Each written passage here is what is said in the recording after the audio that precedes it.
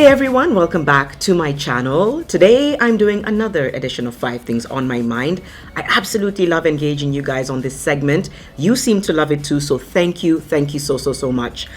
The first thing that I want to start with that's on my mind is an update on the conversation I had in my previous video of 5 Things on My Mind on the ban on private doulas in hospitals. So here's a clip of that video. The banning of private doulas being in attendance when moms or moms-to-be are about to go into labor and delivery, which means that you could be working with this doula for the whole 9 months of your pregnancy, and at the time when you really need her, they want you to now use a doula in-house in the hospital.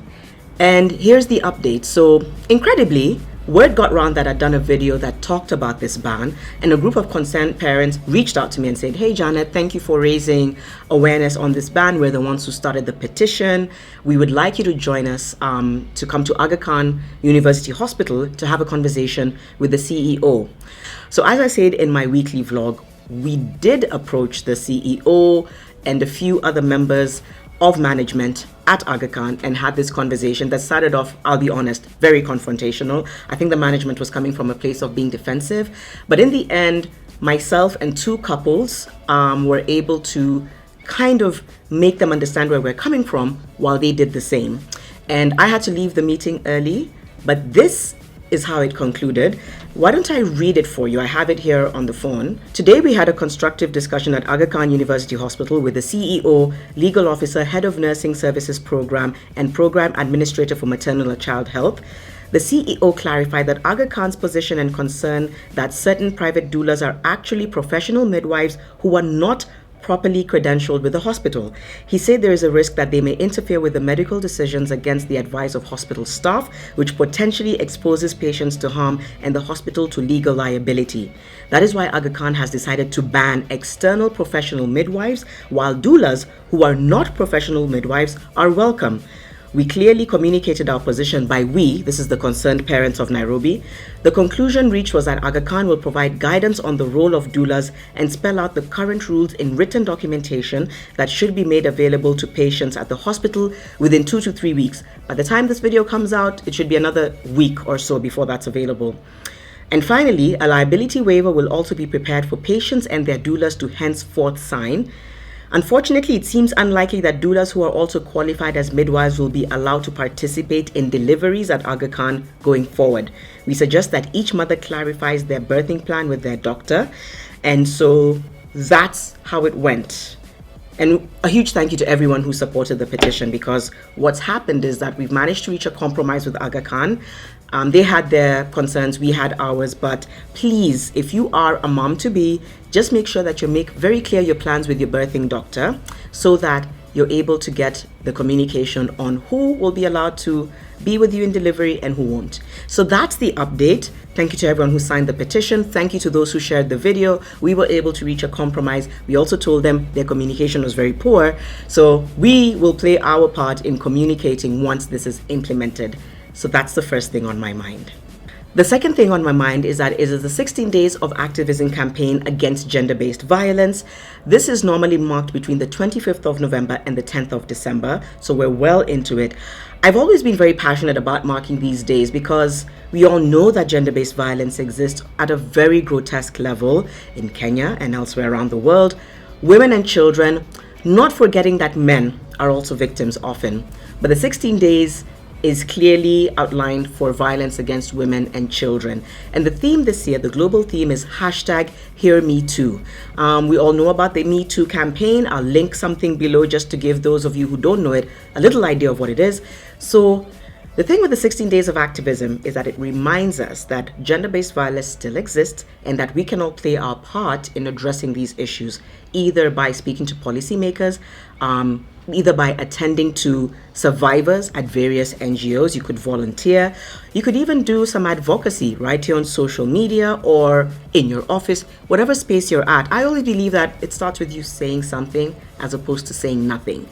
I myself will be putting together some images that will communicate something about the 16 Days of Activism. Look out for that. It will be for the last 9 days of the campaign. So look out for it from the 2nd to the 10th of December. That's when I'll start posting. And Please make sure you read up on it. I'm also going to link the UN Women document below that will give you an idea of what 16 Days of Activism is. You can also get some ideas of what's happening in Kenya around it, and just play your role. Use the hashtag 16 Days of Activism, hashtag Hear Me Too, and just raise awareness on the fact that there are millions of women and children around this world whose lives are at the hands of abusers.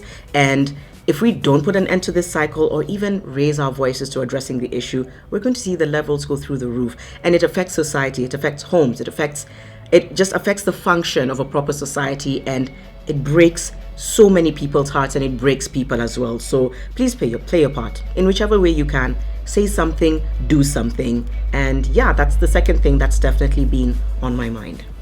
The third thing on my mind is the gender bill. Today being the 28th of November is the day that it's being debated in Parliament, which means by the time this video comes out, we will have known what the outcome of that is. It's not looking great. But let me give a little context. First of all, there are 274 men in Parliament, 75 women. So representation is obviously an issue.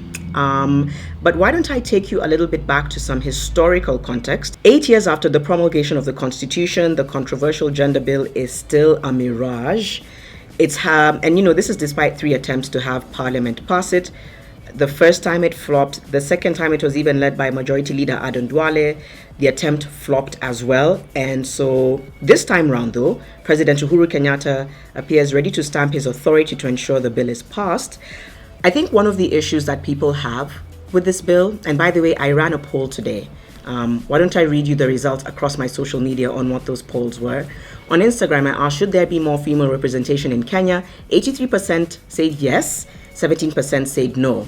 Twitter was a little bit different. Initially, it was 55 for yes, 45 for no, and it kept flip-flopping. 57% of people said yes, there should be more female representation, and 43% said no. And on Facebook, here's what some of you commented about the issue. Someone said here, no, if they must, then it should be given to women who stand up for the rights of women.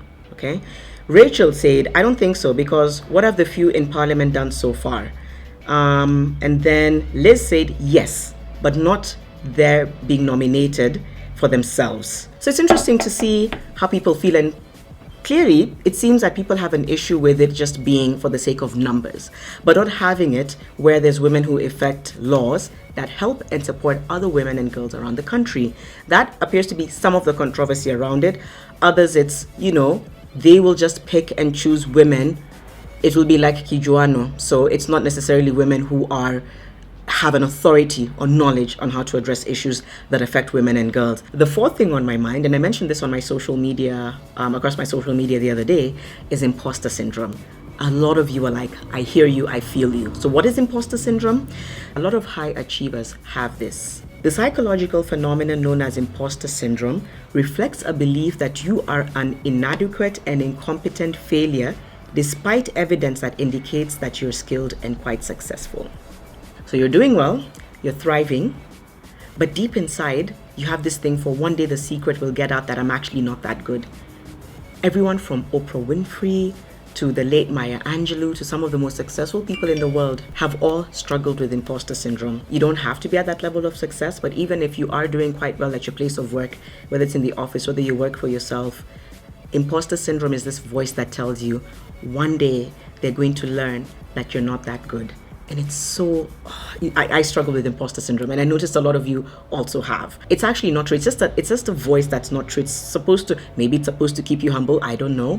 But now that I recognize it, I have found ways to address it. Let me share 3 ways in which I think you could address imposter syndrome if you have it. One of them is that I now validate it as a normal feeling. And then you can begin to come from a place of understanding that feeling and exploring where it's coming from and exploring how to not let it weigh you down the many times that it does. The second way and this is something I started doing the other way, as difficult as it is to remind yourself of all your accomplishments. Now, the other day, I remember I put up in my last video, I was so grateful for being in the top 25 women in digital. It took me 24 hours to accept that, believe it or not. It's okay to celebrate the small wins. And I've started using that every day, like just the small wins, those little things that push you to the front and say, good job. You did something good there. I think the third way for me is I'm always in a place of I'm learning. Sometimes I don't know what the heck I'm doing. A lot of the times I don't know what I'm doing. So it's okay to remind yourself that it's okay not to know what you're doing all the time. That way you remain teachable. The fifth and final thing on my mind is the discussion around millennials, more specifically their approach to issues, whether it's in the workplace or in relationships. There is this amazing video, and I want to play you little clips of it, and I'll link the full video below. It's as if they're standing at the foot of a mountain, and they have this abstract concept called impact that they want to have in the world, which is the summit. What they don't see is the mountain. I don't care if you go up the mountain quickly or slowly, but there's still a mountain. And so what this young generation needs to learn is patience. That some things that really, really matter, like love, or job fulfillment, joy, love of life, self-confidence, a skill set, any of these things, all of these things take time. Sometimes you can expedite pieces of it. And so the issue is that he's bringing out the fact that millennials want instant gratification. So we come from a generation of everything is, you don't even have to wait for an entire season to play out over 1 year. You can watch it in one day if it comes to series. You don't have to make so much of an effort to get to know someone. You want this instant gratification. And then again, when it comes to the workplace, you want to impact lives overnight. It's a good thing that you want to impact lives, but you want it now. You don't see that there's a mountain. You know, you see the summit, but you don't see the mountain. And I love that he put it that way. You know, a lot of people are brought up being told you're perfect, you're great the way you are, everything you do is great. Then you go out in the real world and you have to be criticized, and you don't take that very well. So again, for the millennials who are watching this video, what do you think are the ways in which millennials are struggling to adapt at the workplace, in relationships, in life? And how do you feel millennials should be approached to just better thrive without feeling like there's all these limitations around them or around you if you're watching this and you're a millennial? I would love to know. So please comment down below. I know by then you'd have watched a little bit of the clips that I've played for this video, and just share your thoughts on this millennial debate or the millennial question that's been talked about all the time. I would just love to hear your thoughts on it. So yeah, those are the 5 things on my mind. Ooh, look what I have. Look what I have. Wawiranjiru, founder and CEO of Food for Education, dear friend of mine, gifted me this. Like, God bless you, my dear. These are gifts that I'm like the gifts that keep on giving. Michelle Obama's book, Becoming, I'm going to read it and probably give you a review, because I know a lot of you were like, you love that I talked about certain books last time. So I'll talk a little bit about this once I've read it. I don't know when that will be, hopefully in a week's time. So I'm so excited I have a read for the week. And yeah, those are the 5 things on my mind. Thank you for watching. Comment down below about some of these issues that I've discussed. I love engaging you on these subjects, and I guess I'll see you back here for another edition of 5 things on my mind. Bye.